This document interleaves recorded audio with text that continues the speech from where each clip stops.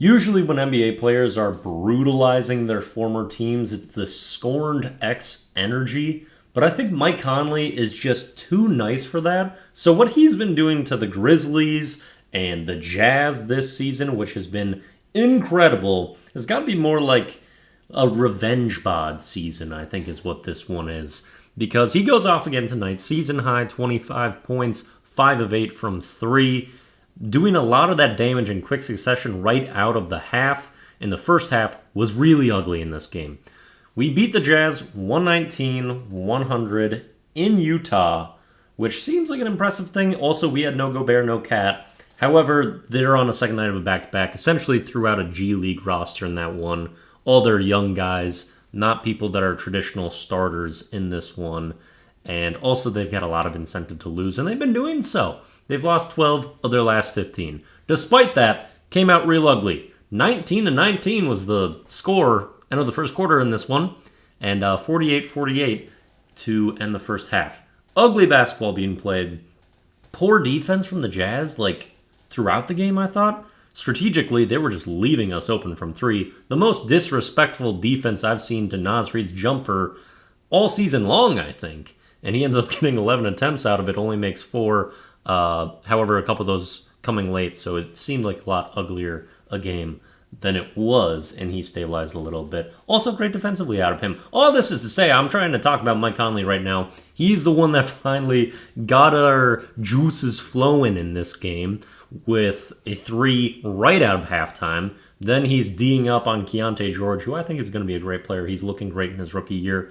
However, draws an offensive foul on him with great pressed up defense on a hooking call, then hits 2 or 3 more threes. I think 2 more threes in the next couple minutes and gets another layup, has 22 points early on in that second half, and ends with 25, as I mentioned. Phenomenal game out of Mike, resurrecting us, finally getting some offensive flow, because, like I said, this defensive effort and performance out of the Jazz was pretty ugly. A lot of breakdowns. I mean, they've got so many young guns out there that are kind of trying to figure things out, and they're packing the paint so heavy that people are wide open so much of that game.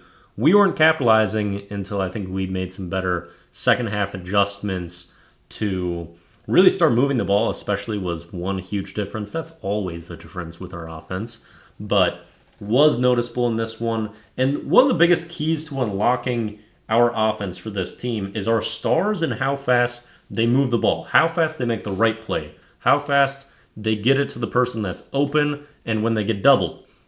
Anthony Edwards was pretty slow with that in the first and wasn't just making the quick, easy play. That's something Karl Anthony Towns struggles with a lot as well, although he obviously wasn't in this one.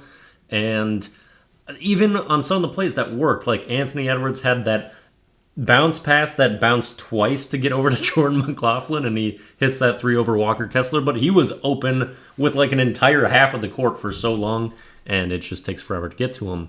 But second half, Anthony Edwards was so much better, making quick passes, got us a lot of open threes, doing so. One play that was insanely special and fun, Ant gets a left-handed block helping out after a blow-by, and then gets the ball in transition, gets a quick corner pass over to Nikhil Alexander-Walker, who hits a corner 3 for us.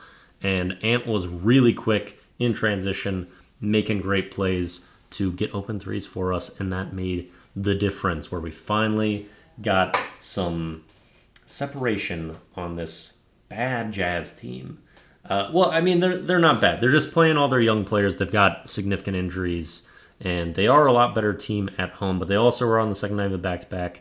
So it's a game we surely should have won. Thankfully, we did in the end. To talk about some negatives, Jaden McDaniels just couldn't really get it going again in this night. It's another game of foul trouble with him. He has 5 fouls, only plays 22 minutes in this one. Jumper looked hideous. I wrote down in my notes within 3 minutes of this game, it seems like a stinker Jaden game. And it shouldn't be something that I can tell that quick. He had some good plays getting to the rim, some cuts that were nice, but they were pretty infrequent. The jumper, as I mentioned, was real rough, and you shouldn't know that it's going to be a damaging Jaden game within minutes of the game, but that happens a lot right now. It's been a real downer of a season from him, too. The defense hasn't been up to the level of what it was last year, in my opinion. And offensively, it's just really flip-floppy. Hopefully, he can stabilize to the point where Nikhil kind of has in this season, because he was all over the place last year. Hopefully, we can see that out of Jaden. Still believe in him, but it's a little bit rough. Someone that's gotten a chance here, TJ Warren, gets a second 10-day contract. He had a decent first stint with us. However, he is now 1 of 8 on threes as a Timberwolf, and the defense is not there. This was probably his worst game that he's had, so he's done other good things for us, especially really nice touch on his floaters, and he can give us a scoring punch at times. Also good positional size. However, it seems like there's defensive lapses in decision-making, which you wouldn't think would really be there for a veteran, but he is still kind of getting used to the team. Just getting beat off the dribble a lot, and the three-point shot not being there is not really something I want coming off the bench, especially if he's not going to play defense. So it's not like hope is lost for TJ Warren, and he's on a 10-day, and if we were fully healthy, I'm just pretty sure he'd probably be out of the rotation, but hopefully he can improve a little bit. Something to keep an eye on. Not great right now, though. Lastly, let's talk about Anthony Edwards and his night. I mean, I touched on it a little bit, but he has 31 in this game, moves to 26 30-plus point games on the season, which is now the Timberwolves record. So congratulations to him, passes Kevin Love for that season number of 30-plus point games. And, man, I mean, Ant's the difference maker. He's just so huge. It was also kind of funny watching our pick-and-roll defense at times in this game without Rudy Gobert. Nas did a pretty good job. Nas has become a really dynamic, versatile defender. Some good block shots in this game.